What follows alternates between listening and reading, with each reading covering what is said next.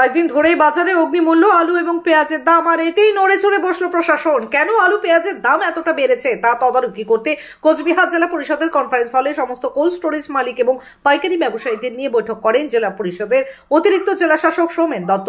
প্রসঙ্গত কয়েক মাস আগেই সবজির বাজারে অগ্নিমূল্য নিয়ে মুখ্যমন্ত্রী মমতা বন্দ্যোপাধ্যায় সরব হয়েছিলেন। প্রত্যেকটি জেলার প্রশাসনিক কর্তাদের এই বিষয় নিয়ে দেখবার জন্য বলেছিলেন তিনি। এরপর মমতা বন্দ্যোপাধ্যায়ের নির্দেশের পরেই রাজ্যের প্রত্যেকটি জেলায় টাস্ক ফোর্সের অভিযান চলে। কিছুটা নিয়ন্ত্রণ হলেও ফের আলু পেঁয়াজের দাম আকাশ ছোঁয়া। আমরা আজকে টাস্ক ফোর্সের একটা মিটিং করলাম। আমাদের জেলার যারা কোল্ড স্টোরেজ মালিক আছেন এবং যারা আলু ব্যবসায়ী আছেন, বাজার সমিতির থেকেও রিপ্রেজেন্টেটিভ আছেন, তাদের সঙ্গে মিটিং করলাম। আমরা মাননীয় মুখ্যমন্ত্রী কিছুদিন আগে প্রেস কনফারেন্স করেছিলেন এবং বলেছিলেন যে বাজারে বিশেষ করে ভেজিটেবলস আলু এবং পেঁয়াজের দাম খুব বেড়ে যাচ্ছে এবং সেটা নিয়ে একটা টাস্কফোর্সের আমরা অভিযানও শুরু করেছি। তো আজকে ওনাদের সাথে মিটিং হলো। মিটিং হয়ে মোটামুটি আমরা যেটা একটা ঐক্যমত্যে পৌঁছতে পারলাম, সেটা হচ্ছে যে বাজারে যাতে কোনোভাবেই আলুর দাম 30 টাকার উপরে না ওঠে, সেটা আমাদের সমস্ত এন্ড থেকে ওনারাও দেখছেন, আমরাও দেখছি, বাজার সমিতিও দেখছে, যাতে 30 টাকার উপরে আলুর দাম কোথাও কোনো বাজারে না হয় কোচবিহারে, এবং পেঁয়াজ 50 টাকার মধ্যে যাতে এটা দামটা থাকে। শীতের সবজি যেগুলো উঠেছে সেগুলোর ক্ষেত্রেও বাজার সমিতিকে রিকোয়েস্ট করা হয়েছে যে সেটারও যাতে দাম রেগুলেট থাকে। যদিও শীতের সবজি তো সরাসরি পাইকার বা কোল্ড স্টোরেজের সঙ্গে যুক্ত নয়, চাষির থেকেই মেইনলি কেনা হয়।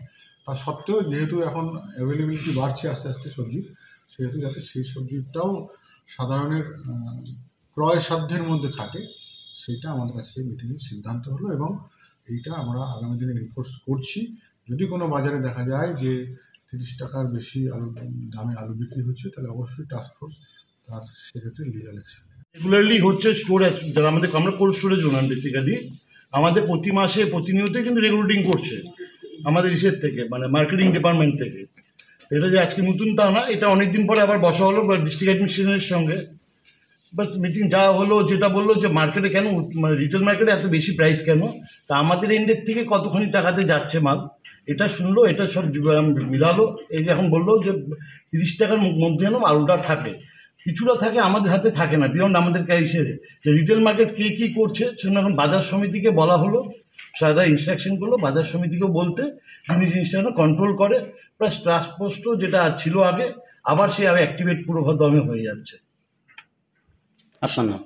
আমার নাম অমলেশ গোস্বামী। মানে যে দাম বেঁধে দিল আপনাদের, সেটাতে আপনাদের কোনো অসুবিধার ব্যাপার না? কোনো এই দামই চলছিল, বাট কিছু মানে অসাধু ব্যবসায়ী বলতে পারেন, তারা মানে এই জিনিসটা করছিল যে পাইকারি মার্কেটে 30 টাকা 35 টাকা, 30 টাকা রিজনেবল প্রাইস, 35 টাকা করছে এটা আনরিজনেবল প্রাইস খুচরো বাজারে। আমি খুচরো বাজারের কথা বলছি।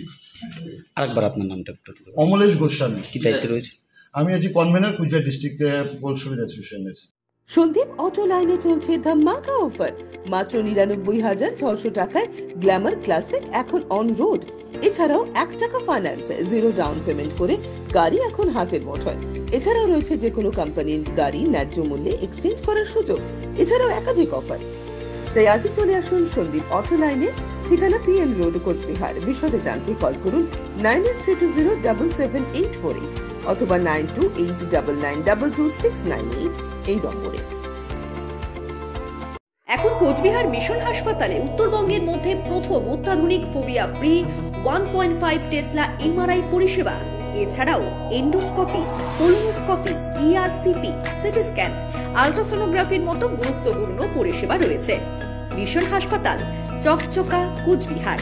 বিশদে জানতে কল করুন